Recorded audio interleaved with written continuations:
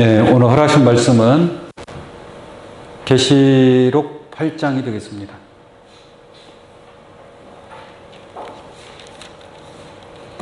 계시록 8장 8절입니다. 계시록 8장 8절에서 9절까지 봉독해 드리도록 하겠습니다. 둘째 천사가 나팔을 부니 불붙는 큰 산과 같은 것이 바다에 던지우매 바다의 3분의 1이 피가 되고 바다 가운데 생명 가진 피조물들의 3분의 1이 죽고 배들의 3분의 1이 깨어지더라. 아멘. 네, 계시록 8장 8절에서 9절까지 봉독해 드렸습니다. 오늘 이 말씀을 통해서 둘째 천사의 나팔 재앙이라는 제목으로 말씀을 증거하도록 하겠습니다.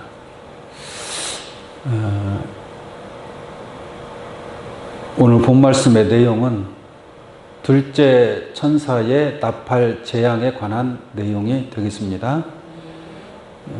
앞서 말씀을 드린 바와 같이 7 천사가 7 나팔을 받아서 첫째 천사부터 나팔을 불게 됩니다.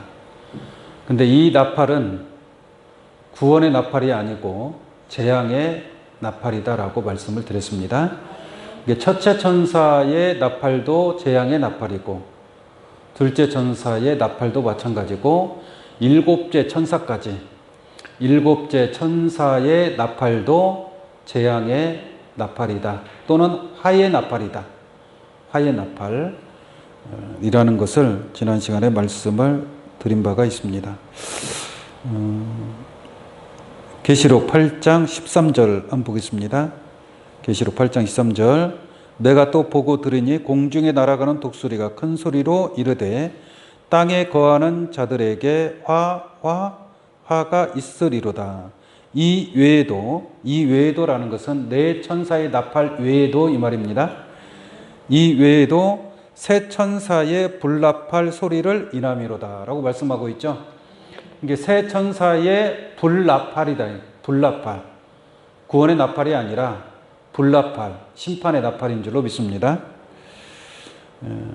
이렇게 성경에 기록되어 있는데 이 나팔을 구원의 나팔이라고 가르치면 그것은 비진리가 되겠죠. 거짓 복음이 되는 겁니다. 거짓 복음. 성경대로 말씀을 드리자면 7 천사의 7 나팔은 재앙의 나팔입니다. 재앙의 나팔. 결론적으로 오늘 본문 말씀도 둘째 천사의 나팔 또한 재앙의 나팔에 관한 그러한 내용이 되겠습니다. 계시록 15장 1절 하나 더 볼까요? 계시록 15장 1절 또 하늘에 크고 이상한 다른 이적을 보매 7 천사가 뭘 가졌어요? 7 재앙을 가졌으니 라고 말씀하고 있죠. 이 7 천사가 가진 것은 7 재앙을 가지고 있다는 얘기죠. 그러니까 7 나팔도 7 재앙이고 7 대접도 7 재앙입니다. 7 나팔 재앙은 3분의 1이 해를 받는 심판을 받는 그러한 재앙이고 또 7 대접 재앙은 완전하게 100% 심판을 받는 재앙이다라고 말씀을 드릴 수 있습니다. 이 7 천사는 하나님께 속한 천사죠. 물론 당연히 하나님께 속한 천사지만 그 천사가 행하는 사명은 구원의 사명이 아니고 재앙의 사명인 줄로 믿습니다. 마치 엘리야가 하나님의 선지자였지만 하나님의 선지자가 이스라엘에 3년 동안 우려가 있지 아니하리라 그랬죠. 재앙을 내리는 겁니다. 하나님께 속한 선지자지만 재앙의 사명 또는 구원의 사명자도 있겠죠. 그러나 7 천사는 재앙의 사명을 감당하는 자고 계시록 11장도 한번 잠깐 보도록 하겠습니다. 두 증인이 나옵니다. 두 증인. 어떤 거의 대부분 두 증인에 관해서도 하나님이 세우신 두 증인의 사명자가 구원의 사명자다, 이렇게 생각하는 사람들이 많아요. 또 그렇게 가르치는 사람들이 거의 대부분입니다. 그리고 자기가 구원자로 나타나기 위해서 내가 두 증인이다 라고 말하는 자도 적지가 않습니다. 그런데 이 두 증인이 물론 하나님이 세운 선지자지만, 하나님이 세운 두 선지자예요. 두 선지자지만 하는 일은 재앙의 사명자입니다. 재앙을 내리는 그러한 일을 하고 있습니다. 한번 보겠습니다.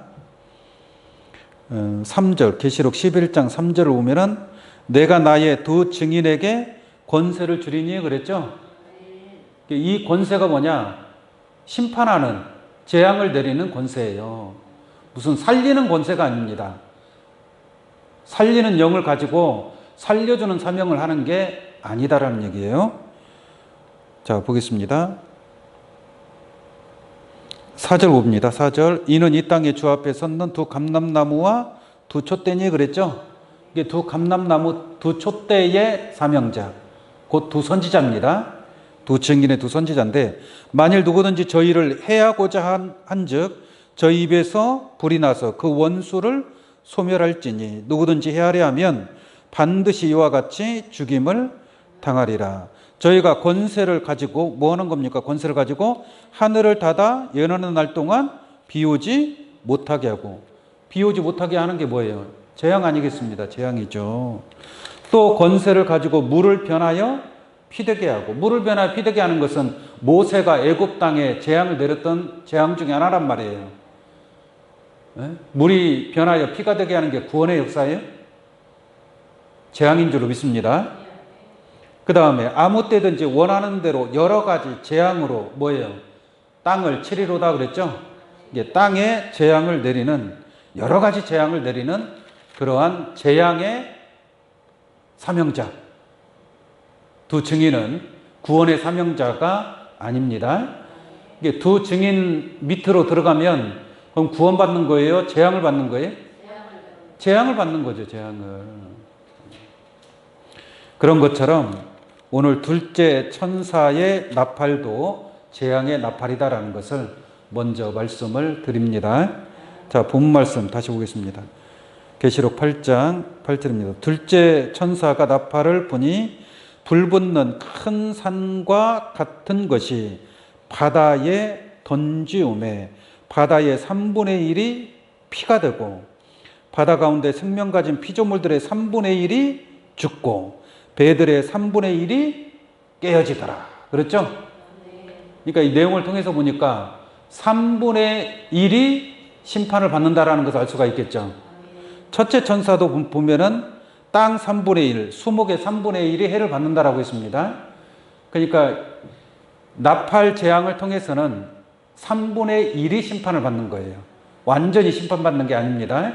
일부 3분의 1만 심판을 받는 때가 일곱 천사의 나팔 재앙이다라고 말씀드릴 수 있겠습니다. 그럼 불붙는 큰 산이라는 것은 무엇이냐? 불이 붙었다라는 것은 심판을 받는다는 얘기죠.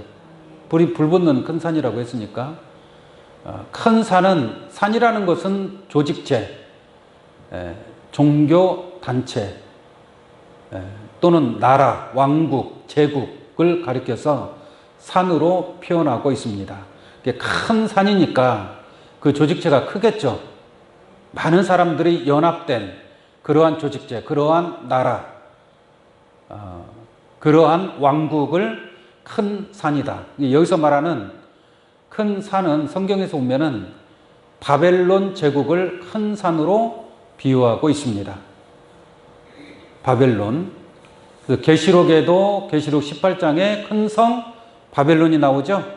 큰 성이라고도 하고 큰 산이라고도 하고 또는 큰 음녀라고도 하고 또 큰 바벨론이라고도 합니다. 비유로 하면 이제 큰 산이라고 하는데 성경에 7머리 10뿔 짐승이 나오죠. 7머리는 또 7산이요 7왕이라라는 말씀이 있습니다. 이게 일곱 왕이라는 것은 일곱 그 나라의 조직이 있다는 얘기예요. 이게 일곱 왕이라라고 말씀하고 있는 겁니다. 스가랴서 4장 7절에는 뭐라고 되어 있어요? 큰 산아, 네가 무엇이냐? 그러죠? 큰 산아, 육신적으로 큰 산을 두고 사는 얘기? 그건 아니겠죠. 큰 산은 성경에서 바벨론, 큰 성 바벨론을 큰 산으로 표현하고 있습니다. 큰 산아, 네가 무엇이냐? 네가 무엇이냐라고 하는 것을 보니까 큰 산이 인격체라는 것을 알 수가 있겠죠. 큰 산아, 네가 무엇이냐? 네가 스룹바벨 앞에서 평지가 되리라. 이게 때가 되면 스룹바벨을 통해서 큰 산이 평지가 될 것인 줄로 믿습니다. 그가 머릿돌을 내어놓을 때에, 이게 스룹바벨이 뭘 내놓는 거예요? 머릿돌을 내어놓는 거예요. 머릿돌을 내어놓게 되면 큰 산이 뭐가 된다? 평지가 된다. 그러면 작은 산들도 어떻게 돼요? 평지가 되겠죠. 큰 산이 평지가 되는데 작은 산들은 그냥 저절로 무너지는 거죠. 바벨론이 무너지면 주위에 있는 만국의 성들도 함께 무너질 수밖에 없는 줄로 믿습니다. 자, 이 불붙는 큰 산에 관해서 예레미야 51장, 이사야, 예레미야 51장을 한번 보겠습니다. 51장 25절로 보겠습니다. 이 바벨론에 관한 내용인데 25절입니다. 25절. 나 여호와가 말하노라.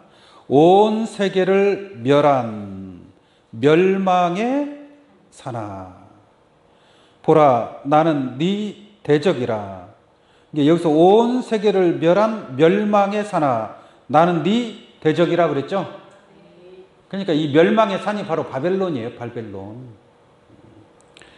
그래서 나는 네 대적이라. 나의 손을 네 위에 펴서 너를 바위에서 굴리고 너로 불탄 산이 되게 할 것이니. 이게 멸망의 산, 불탄 산이라고 말씀하고 있죠. 이게 불붙는 큰 산이나 불탄 산이 되게 한다는 말이나 같은 말씀이 되겠습니다. 그래서 바벨론이 바로 멸망의 산, 때가 되면 멸망을 받을 수밖에 없는 산이기 때문에 멸망의 산하라고 말씀하고 있습니다. 26절까지 볼까요? 사람이 네게서 진 모퉁이 돌이나 기초돌을 취하지 아니할 것이요 너는 영원히 황무지가 될 것이니라. 여호와의 말이니라. 그 앞에 24절을 한번 보겠습니다. 24절. 그들이 너희 목전에 시온에서 모든 악을 행한 대로 내가 바벨론과 갈대아 모든 거민에게 뭐예요? 갚으리라 라고 말씀하고 있죠. 이게 온 세계를 멸한 멸망의 살은 바로 바벨론, 큰 성 바벨론, 앞으로 멸망받을 성을 예레미야 선지자를 통해서 이와 같이 기록하게 된 줄로 믿습니다. 예레미야 51장 6절도 한번 보겠습니다. 예레미야 51장 6절. 바벨론 가운데서 뭐하라? 도망하여 나오라 그러죠. 계시록 18장 4절에도 내 백성들아 바벨론에서 나와 그 죄에 참여하지 말고 그에 받을 재앙들을 받지 말라라고 한 줄로 믿습니다. 그러니까 하나님 백성들이 바벨론에 있으면 바벨론에서 빨리 나와야 돼, 안 나와야 돼? 빨리 나와야 되겠죠. 때에 앞서가는 수염소와 같이 달려 나와야 될 줄로 믿습니다. 바벨론은 어떤 곳이냐? 영적인 바벨론은 귀신의 처소예요. 더러운 영이 모이는 곳이고, 그래서 무너졌도다 큰 성 바벨론. 앞으로 바벨론은 무너지기 전에 하나님 백성들이 달려나오게 될 줄로 믿습니다. 다시 봅니다. 6절. 바벨론 가운데에서 도망하여 나와서. 도망갈 때는 빨리 나와야 돼요? 천천히 나와야 돼요? 도망가는 사람이 느긋하게 걸어서 해찰하면서 그렇게 나오면 도망할 수 있어요? 없어요? 없는 거죠. 도망할 때는 걸어마 나설려라 하고 막 뛰쳐나와야 돼요. 근데 인정, 사정 다 보고 그렇게 나오는 사람은 못 나와요, 못 나와. 소돔성에서 산으로 도망가라 그랬잖아요. 도망가라 했으면 부지런히 막 아침 동 뜨기 전에 빨리 도망가야 돼, 안 도망가야 돼? 도망가야 되는데 이거에 붙잡히고 저거에 붙잡히고 결국 도망 못 가게 되는 거예요, 그렇게 되면은. 그래서 바벨론 가운데에서 도망하라. 말씀이 없는 곳, 비진리가 있는 곳, 거짓 복음, 다른 영, 다른 예수를 가르치는 그러한 곳이 바로 영적인 바벨론인 줄로 믿습니다. 근데 큰 성이니까 크게 조직이 되어 있다는 얘기죠.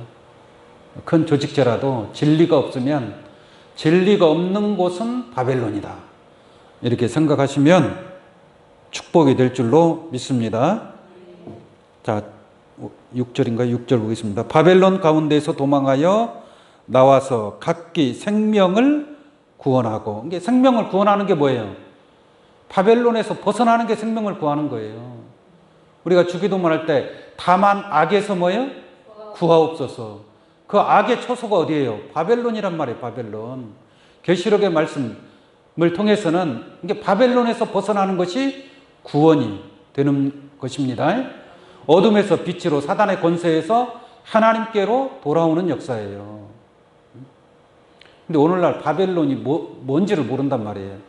내가 지금 여기 거처에 있는 곳이 진짜 거룩한 하나님의 교회인지 아니면 바벨론의 교회인지 그거를 분별을 못하는 거예요. 분별을.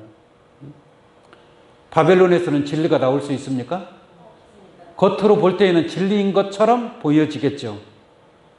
그러나 실상은 더럽고 가증한 이 세상의 지식, 육신에 속한 말씀, 인본주의적인 그런 신앙, 그런 신앙에 머물러 있는 것이 바로 바벨론에 있는 겁니다. 하나님 백성들은 그 바벨론에서 나와야 구원을 받게 될 줄로 믿습니다. 그의 죄악으로 인하여 끊침을 보지 말지어다. 이는 여호와의 보수의 때니 그에게 보복하시리로다. 하나님이 바벨론을 심판할 것입니다. 7절 바벨론은 여호와의 수중에 온 세계로 축회하는 금잔이라. 열방이 포도주를 마시고 인하여 미쳤도다 라고 말씀하고 있어요. 이게 계시록에 기록된 말씀하고 같은 말씀이에요. 음녀가 따라주는 금잔을 받아 마시는 자들 있죠. 음녀의 포도주를 마시는 자들. 이게 그 포도주를 마시면 그 포도주에 취할 거 아니겠습니까? 취하면 인사불성이 되고 분별력이 없어져 버리잖아요. 8절 한번 보겠습니다. 바벨론이 취지에 넘어져 파멸되니 이로 인하여 울라. 그 창상을 인하여 유황을 구하라. 혹 나으리로다. 우리가 바벨론을 치료하여 하여도 낫지 아니한즉 버리고 각기 고토로 돌아가자. 에? 바벨론을 어떻게든지 한번 고쳐서 구원을 하려고 하는데 돼야 안 돼요? 이렇게 해도 안 되고 저렇게 해도 안 되고 몇 년 동안 하나님의 말씀, 진리의 말씀을 줘도 고쳐지질 않아요. 고쳐지질 않아요. 그럼 어떻게 해야 돼요? 버려야지 뭐 어떻게 하겠습니까? 우리가 바벨론을 치료하여 해도 우리가 말씀으로 치료하려고 하잖아요. 근데 치료가 안 되는 거예요. 낫지 아니한즉 버리고 각기 고토로 돌아가자. 그 화가 하늘에서 미쳤고 궁창에서 달하였음이로다라고 한 줄로 믿습니다.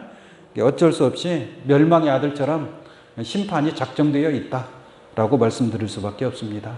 하나님의 진리의 말씀을 전하는데 진리를 받지 아니하는 자는 이미 심판을 받은 거나 마찬가지예요. 치료하여도 낫지 아니하면 어떻게 합니까? 그건 뭐 바벨론 멸망에 함께 갈 수밖에 없는 것이죠.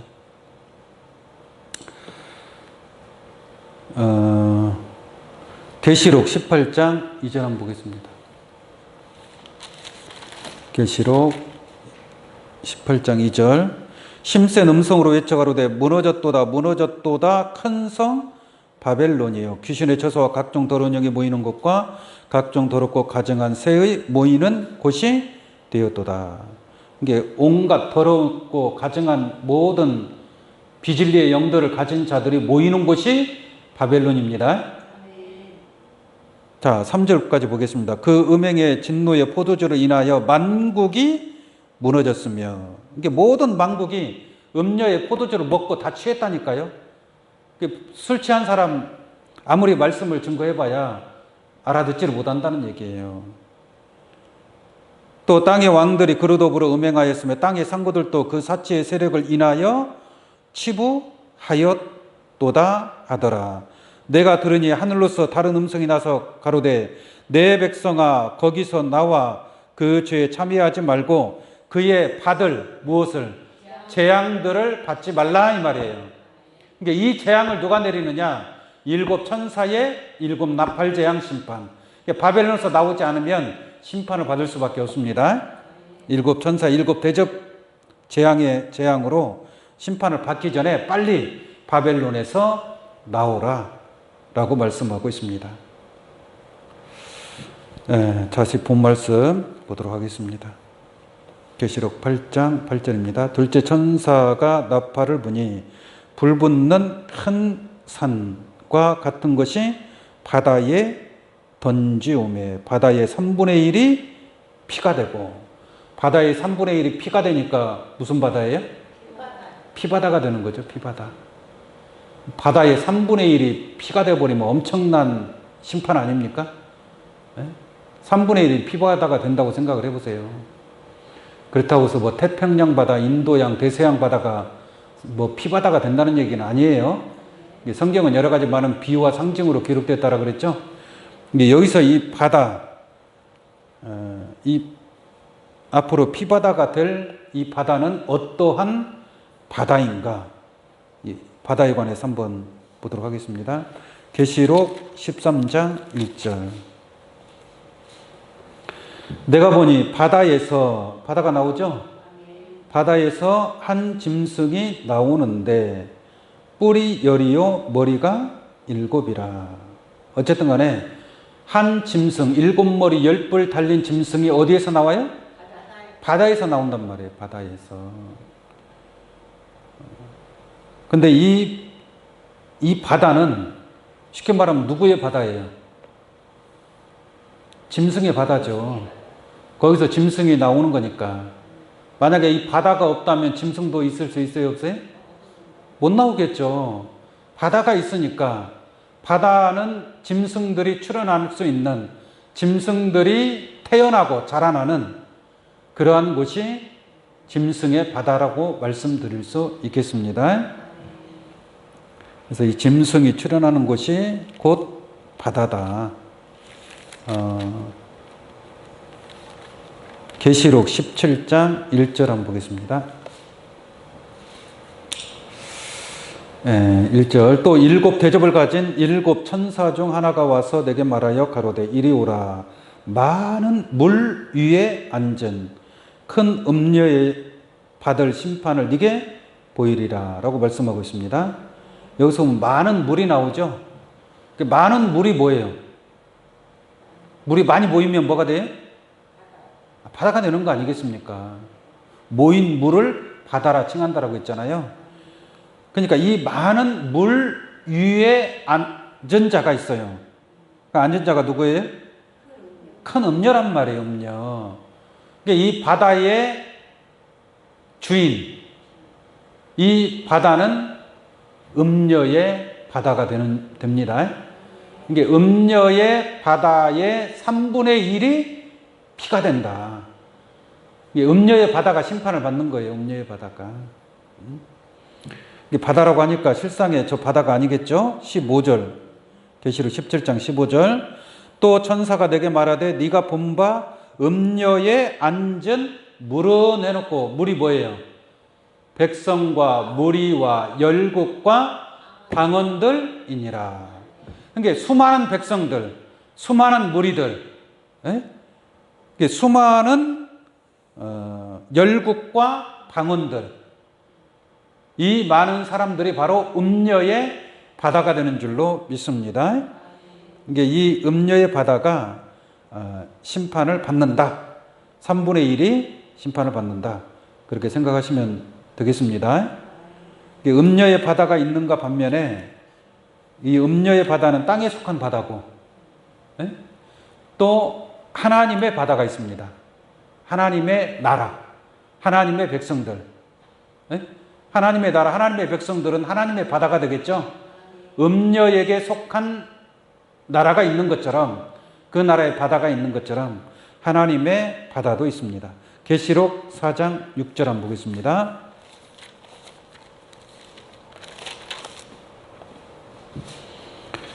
보호자 앞에, 보호자에는 하나님이 계시겠죠? 보호자 앞에 수정과 같은 뭐가 있어요? 유리 바다가 있고, 이게 수정과 같다라는 것은, 수정은 깨끗하죠. 맑고 투명합니다. 그죠? 이게 하나님의 나라, 하나님의 백성들은 뭐예요? 수정같이 맑고 투명한 신앙이에요. 할렐루야. 말씀이 흐리지 않고 맑고 깨끗한 투명한 하나님의 말씀을 가진 자들이 모인 그 공동체가 하나님의 수정과 같이 맑은 유리바다라고 말씀드릴 수 있습니다. 음녀의 바다는 깨끗하게 더러워요. 더러운 바다라고 말할 수 있는 겁니다. 음녀의 바다는 온갖 더러운 오물들이 꽉 차 있는, 그러니까 더러운 귀신의 처소, 더러운 영, 귀신의 영, 용의 입과 짐승의 입과 거짓 선지자 입에서 나오는 더러운 영이 가득한 곳은 음녀의 바다고, 하나님의 바다는 수정같이 또 유리와 같이 맑고 깨끗한 바다가 있다라고 말씀하고 있는 줄로 믿습니다. 자, 다시 계시록 8장 8절입니다. 그러므로 불붙는 큰 산과 같은 것이 바다에 던지음에 바다의 3분의 1이 뭐가 돼요? 피가 되고, 바다에 속한 3분의 1이 피가 돼버려요. 피가 되니까 그 3분의 1은 어떻게 되는 거예요? 죽어야죠. 9절 보겠습니다. 바다 가운데 생명 가진 피조물들의 3분의 1이 죽고 라고 말씀하고 있습니다. 그래서 음녀의 바다, 음녀의 바다에 속한 그 바다는 백성과 무리와 열국과 방언들이라고 했잖아요. 그 음녀에 속한 자들 중에 3분의 1이 죽임을 당하는, 왜 3분의 1이 피가 되어버렸습니까? 피를 마시면 결국은 죽을 수밖에 없는 거죠.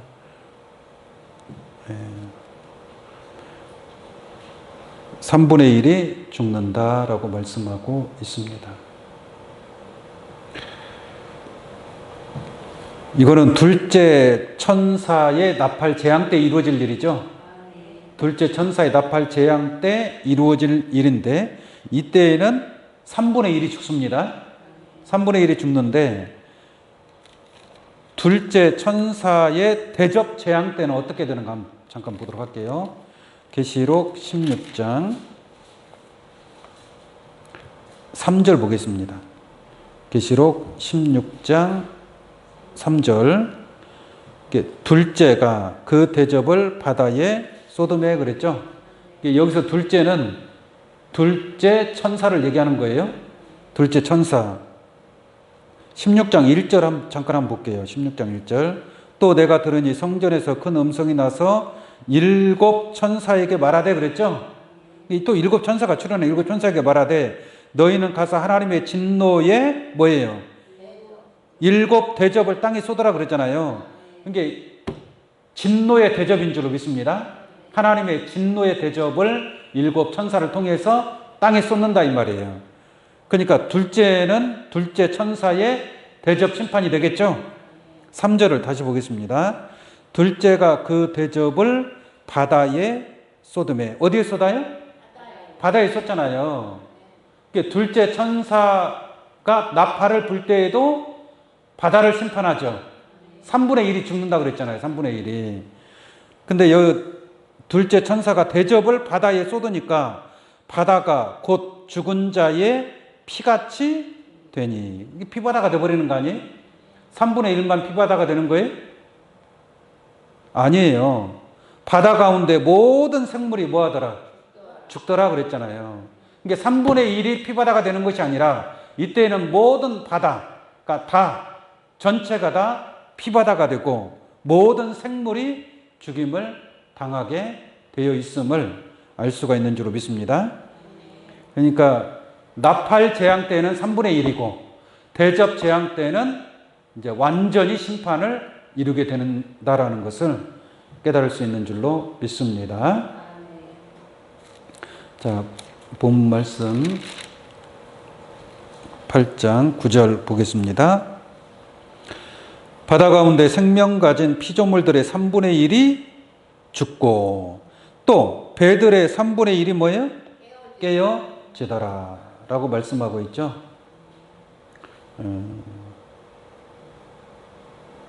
배들의 3분의 1이 깨어진다. 바다에 물건을 싣고 나르는 이 배들이 많지 않습니까?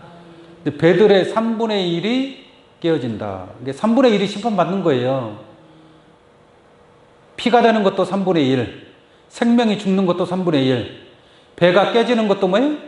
3분의 1이 깨지는 겁니다. 예. 그럼 배가 깨진다는 것은 무엇이냐? 성경에서 배가 깨진다라는 것은 교회를 가리키고 있습니다. 배는 이 세상 바다에 우리가 세상을 또 바다로 비유하고 있잖아요. 이 세상 바다에서 구원을 얻기 위해서는 방주에 올라타야 된다는 얘기예요. 쉽게 말하면 교회는 구원의 방주입니다. 세상 가운데 구원의 방주. 그러니까 우리는 예수님과 함께 배를 타야 돼, 안 타야 돼? 배를 타야 되잖아요. 야, 우리 한 배를 타고 가자. 그런 말을 하잖아요. 서로 한 배를 타는 거예요. 우리는 예수님과 함께 배를 탄 줄로 믿습니다. 이게 모든 교회는 그 교회는 자기 자신에게 구원의 방주가 되어야 된단 말이에요. 근데 배라는 것이 가다가 태풍을 만나면 전복되죠.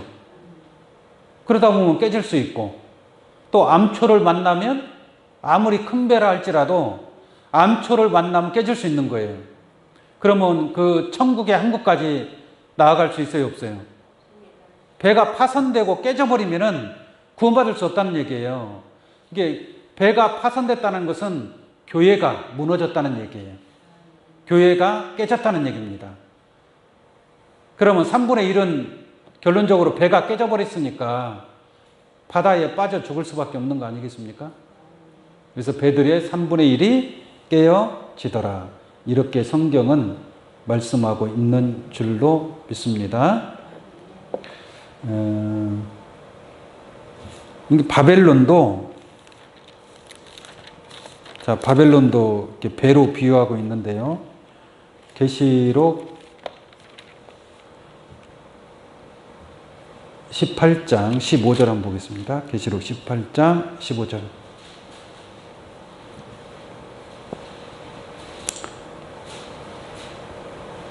바벨론을 인하여 치부한 이 상품의 상고들이 그 고난을 무수하며 멀리 서서 울고 애통하여 가로되 화 있도다 큰 성이여 세마포와 자주와 붉은 옷을 입고 금과 보석과 진주로 꾸민 것인데 그러한 부가 일시간에 망하였도다 라고 하시는 말씀이 있죠. 이 바벨론의 상품을 가지고 장사꾼을 했는데 돈을 벌어먹고 잘 살았는데 바벨론이 망해버리니까 그 바벨론의 상품을 더 이상 매매할 수가 있어요, 없어요? 없다는 얘기예요. 망했다 이 말이에요. 망했다. 망하였도다. 그 다음 뭐라고 했느냐? 각 선장과 각 처를 다니는 성객들과 선인들과 바다에서 일하는 자들이 멀리 서서 이렇게 말씀하고 있죠. 이게 선장과 성객, 선인들이 있잖아요. 이거는 선장은 뭐요? 배에 그 모든 것을 관할하는 자가 선장 아니겠습니까? 선장. 이게 이 선장은 무슨 물건을 실어 나르는 거예요? 바벨론의 상품이에요. 바벨론. 바벨론의 상품을 가지고 장사를 하는 겁니다.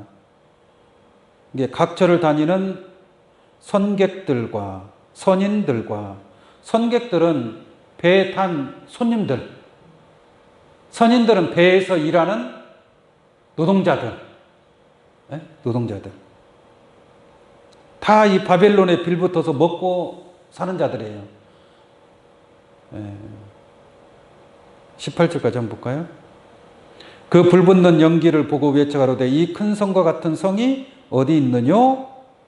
하며 티끌로 자기 머리에 뿌리고 울고 애통하여 외쳐가로되 화이또다 화이또다 이 큰 성이여 바다에서 배 부리는 모든 자들이 너의 보배로운 성품을 인하여 치부하였더니 일시간에 뭐했도다? 망하였도다. 바벨론은 단 일시간에 망하게 될 줄로 믿습니다. 디모데전서 1장 19절 한번 보겠습니다.